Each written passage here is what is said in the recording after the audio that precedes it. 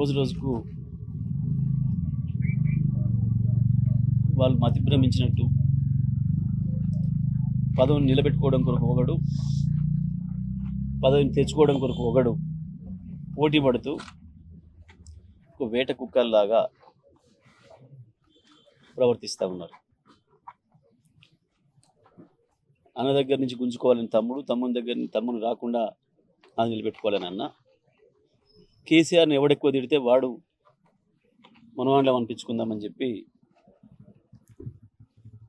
ఏ రేవంత్ రెడ్డిని అయితే వీళ్ళు కాదన్నారో ఆనాడు వాడు 25 కోట్లు పెట్టి కొనుక్కున్నాడు, ఇది తెలుగు కాంగ్రెస్ చేసిండు, సైకిల్ కాంగ్రెస్ చేసిండు అని మాట్లాడిన వీళ్ళు ఇవాళ పొద్దున్నే పోయి ఇద్దరు పోటీపడి రేవంత్ రెడ్డి బూట్లు ఒకడు గుంజుకొని తుడుస్తున్నాడు అనే విషయం ప్రజలందరూ కూడా చర్చించుకుంటున్నారు. రేవంత్ రెడ్డి ఆఫీసులో అటెండర్లు చర్చించుకుంటున్నారు. మాకంటే ముందే వచ్చి బూట్లు తుడిచే పనిలో ఉన్నారు ఇద్దరు, చెరొకటి గుంజుకొని తుడుచుకుంటున్నారు అని చెప్పి గింత గలీజ్ గాన్లు వాళ్ళు కేసీఆర్ గురించి మాట్లాడుతున్నారు, బీఆర్ఎస్ గురించి మాట్లాడుతున్నారు, నా గురించి మాట్లాడుతున్నారు. సిగ్గుండాలి మాట్లాడడానికి. వ్యాపారం రాజకీయాలని వ్యాపారమయం చేసి దళారీల్లాగా పార్టీని నమ్ముకొని వీళ్ళమ్ముడు పోయి పార్టీని నమ్ముకున్న కాంగ్రెస్ కార్యకర్తల్ని మోసం చేసిన చీటర్సు వీళ్ళు మాట్లాడతారు మా గురించి. కేసీఆర్ మీద మాట్లాడేంత ఇదా వీళ్ళకి.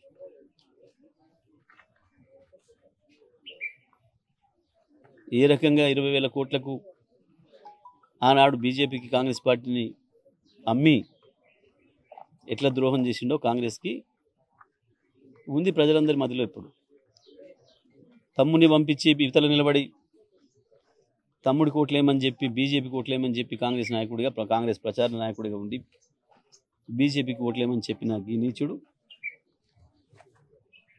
వీళ్ళకు ఓ నిబద్ధత, ఓ పద్ధతి, అసలు వీళ్ళకి మాట్లాడే అర్హత ఉందా మొట్టమొదటి కేసీఆర్ గారి గురించి? ఈ జిల్లాకు పట్టిన శని వీళ్ళిద్దరు ఏ అర్హతతో మాట్లాడుతున్నారు వీళ్ళు? ఏ ఒక్క మాట మీద నిలబడ్డారు?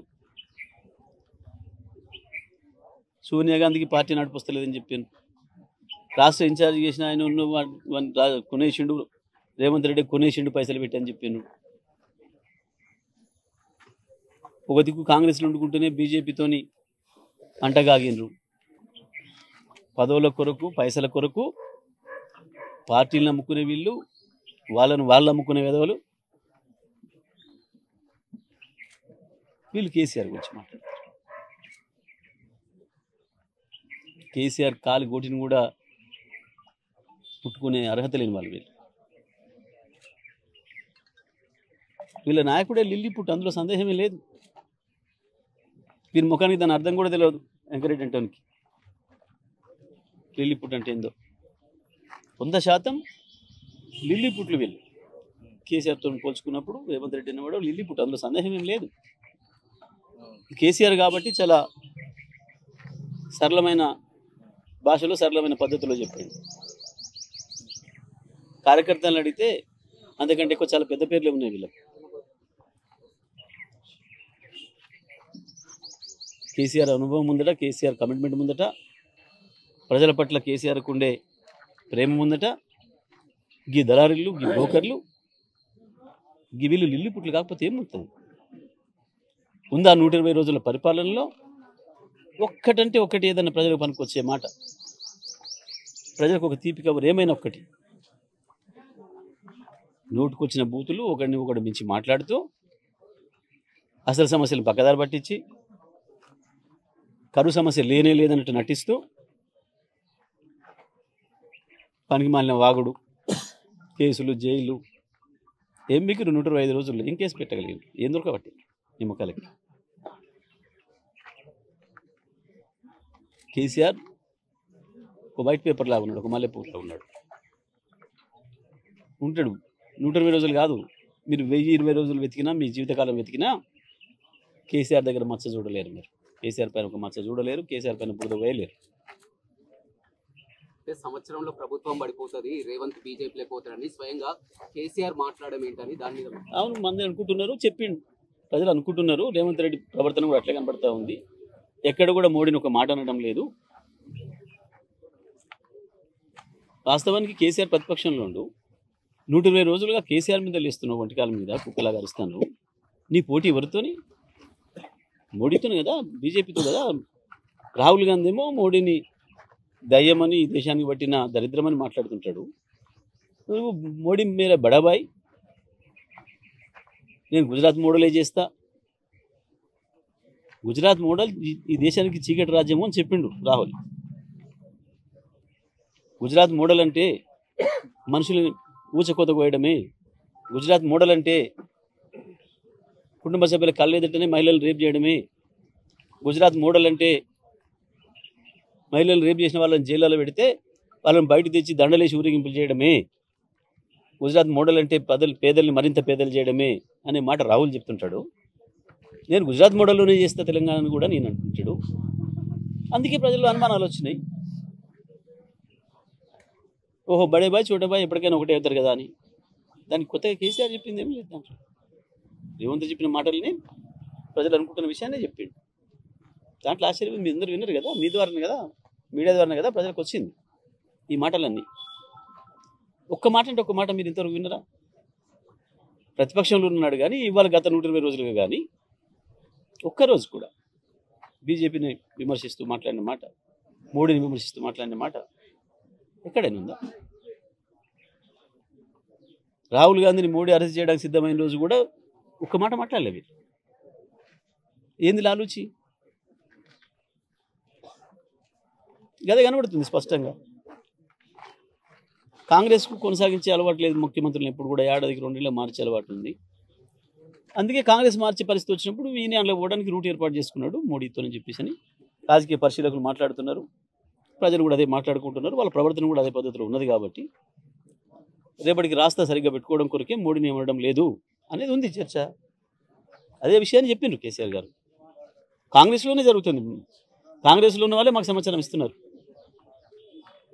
కాంగ్రెస్లో ఉన్న ఎమ్మెల్యేలు, మంత్రులు మాకు సమాచారం ఇస్తున్నారు. ఇది ఎప్పటికీ మావాడు కాదు సార్, మాకు ఈయన చూస్తే మావాడు అనిపిస్తలేదు, ఎప్పటికైనా పోయేటోడు అనిపిస్తుంది అని వాళ్ళే చెప్తున్నారు.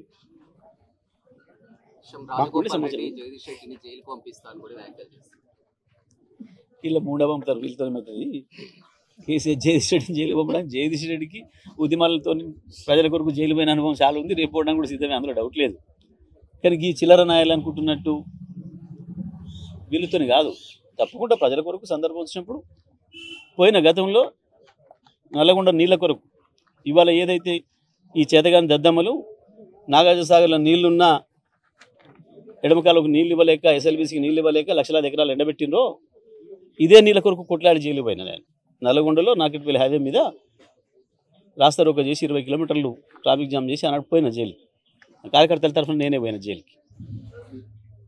అడవుడు తెలంగాణ ద్రోహి లగడపడినటోడు టీఆర్ఎస్ పార్టీ కార్యకర్తను కారు మీదకి ఎక్కించి కాలు ఇరగొట్టి చేస్తే మా కార్యకర్తలు కూడా ఆఫీస్ మీద దాడి చేసిన దాంట్లో ఆ కేసు నేను వేసుకొని జైలు పోయాను. నాకు అలవాటి.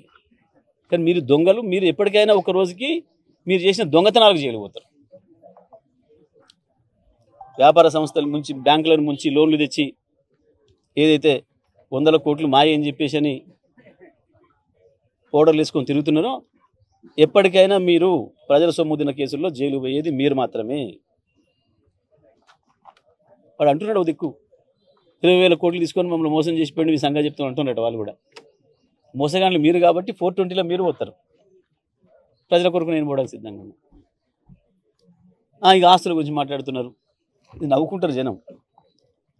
నేను సిబిఐలు అడుగుతలే, లేకపోతే సిఐడీలు అడుగుతలే, నేను సిట్టింగ్ జడ్జిలు అడుగుతలే. సింపుల్గా నేను నల్గొండ రిపోర్టర్ మిత్రులనే అడుగుతున్నా, మీడియా మిత్రులు, వీడియో కెమెరాల మిత్రులనే అడుగుతున్నా. వెళ్ళండి ఒకసారి మా ఊరికి వెళ్ళండి, నా మూలాలు తీసుకోండి. నేనేమున్నా గతంలో మా చరిత్ర ఏంది, మా కుటుంబ చరిత్ర ఏంది, ప్రజల కొరకు ఎట్లా త్యాగం చేసినాం, మాకున్న భూములు ఏంది, ఆస్తులు ఏంది, నేను పుట్టి పెరిగింది ఎక్కడ, వీళ్ళింటికి వెళ్ళండి, వీళ్ళూరికి కూడా వెళ్ళండి, వీళ్ళయ్యా వీళ్ళ తాతాల మూలాలు కూడా తీయండి. వీళ్ళ ఆగర్భ శ్రీమంతులట, పుట్టడమే బంగ్లాలో పుట్టినరట, పుట్టేటప్పుడే బంగారు బట్టలు వేసుకొని పుట్టిరట. సిగ్గుండాలి మాట్లాడడానికి. మీ బతుకులేందో ఎవడి తెలియదురా? ఎక్కడి నుంచి వచ్చినాయి ఇవాళ? రాజకీయాలు అమ్మి నల్గొండ జిల్లాను అమ్మి నల్గొండ జిల్లా ప్రజలు ఫ్లోరోసిస్ బారిన పడేసి ఆ నీళ్ళను ఆంధ్రప్రదేశ్కి అమ్మేసినందుకు రాజశేఖర రెడ్డి మీకు ఇచ్చిన భిక్షతోని నల్గొండ జిల్లా రైతుల రక్తం దాగి నల్గొండ జిల్లా ప్రజల మూలిగలు వీల్చి సంపాదించిన వెధవలు మీరు మాట్లాడతారా నా గురించి? నేను అడుగుతున్నా మిమ్మల్ని మిత్రులారా, వెళ్ళి తీసుకొని రండి. నేనక్కర్లేదు, వాళ్ళక్కర్లేదు, ఊళ్ళో పోయి తీసుకోండి.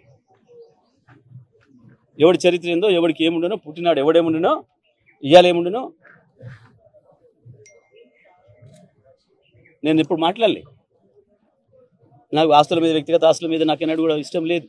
పైసల గురించి వెళ్ళి మాట్లాడి ఆలోచన నాకు లేదు. జూబ్లీ హిల్స్లా క్లబ్బులల్లా పోజులు కొట్టేది మీరు.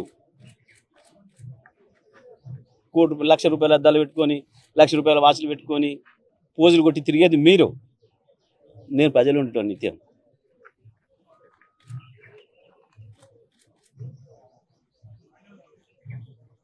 చెడి బతికిన ఎదవులు మీరు. అందుకని మీకు చెంపలు ఉబ్బాయి అల్పం ఎక్కువైంది మాట్లాడుతున్నారు ఊకే నా గురించి. నేను ఓపిక పడతా ఉన్నా. తీసి బయట పెడితే తిరగలేరు మీ ముఖాల కూర్లలో. మీరు నా గురించి మాట్లాడతారా? వస్తుందా? దమ్ముందా? రండి, చలో పోదాం. మీరిద్దరు రండి, కలిసిపోదాం. మా ఊరికి పోదాం, మీ ఊరికి పోదాం. ఇదే రిపోర్టర్లు అందరినీ నెట్ట పెట్టుకొని పోదాం. ఇదే వీడియో కెమెరాలు తీసుకొని పోదాం. మీ బతుకులేందో నా బతుకేందో తెలుస్తుంది. నేను మీకు నిజంగా విజ్ఞప్తి చేస్తున్నా.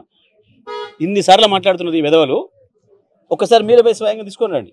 మా ఊళ్ళలో ఇవ్వండి, మా ఆబ్సెన్సీలో ఇవ్వండి, తీసుకొని రండి. రెవెన్యూ రికార్డులు కూడా తీయండి. ఈ ఎదవలకున్న భూములు ఎంతో, వీళ్ళకున్న ఆస్తులు ఎంతో, వీళ్ళు పుట్టినాడు వీళ్ళు ఏందో, వీళ్ళ బతికేందో, నేనేందో. నాకు ఇప్పుడు కూడా పర్సనలైజ్ చేసుకోవడం మాట్లాడడం ఇష్టం లేదు కాబట్టి చేసుకోలేను. నేను నా జీవితంలో నాకు అవసరం లేదు అటువంటి అన్న భావంతో ఉన్నాను నేను 25 ఏళ్ళుగా. అయినా పదే గోబెల్స్ సిగ్గుపడతాడు మిమ్మల్ని చూసి. గోబెల్స్ సిగ్గుపడతాడు. అరే ఇటువంటి వాటిని కూడా నిజాలుగా ప్రజలను ఒప్పివచ్చా? ఇక్కడ అబద్ధాన్ని నిజం చేసడానికి ప్రయత్నం చేసిన మొట్టమొదటి వ్యక్తి ప్రపంచంలో గోబెల్స్. అందుకే మనం గోబెల్స్ ప్రచారం అంటాం. కానీ వీళ్ళు గోబెల్సే బాధపడేటట్టు గోబెల్స్ రికార్డును బద్దలు కొట్టిన వాళ్ళు వీళ్ళిద్దరు. ఎవరిని తిడుతురో వానికి అల్లుముకెట్టోళ్ళు మీరు. నేను ఉద్యమకారుణ్ణి. నాకు రాజీ ఉండదు, తల ఉంచేది ఉండదు. తల తెగినా సరే మీలాగా ఏ పూట కాపూట మీడియా ముందట ఒకటి మాట్లాడి మీడియా పెట్టగిన మళ్ళీ వానికి ఫోన్ చేసి వాని బద్దలాడుకొని సిగ్గుండాలి మాట్లాడాలి. కొంచెం నా గురించి మాట్లాడతారు, కేసీఆర్ గురించి మాట్లాడతారు. మీ ముఖాలకి మీ బతుకులేందో, మీరేందో, మీకు వచ్చిన పదవులను ఎట్లా ముక్కున్నారో, ఎట్లా సంపాదించారో దాంతో అందరికీ తెలుసు. నకిలీ తొలి వెలుగు చక్కర్లో పడొద్దు. అసలైన తొలి వెలుగును ఫాలో అవ్వండి.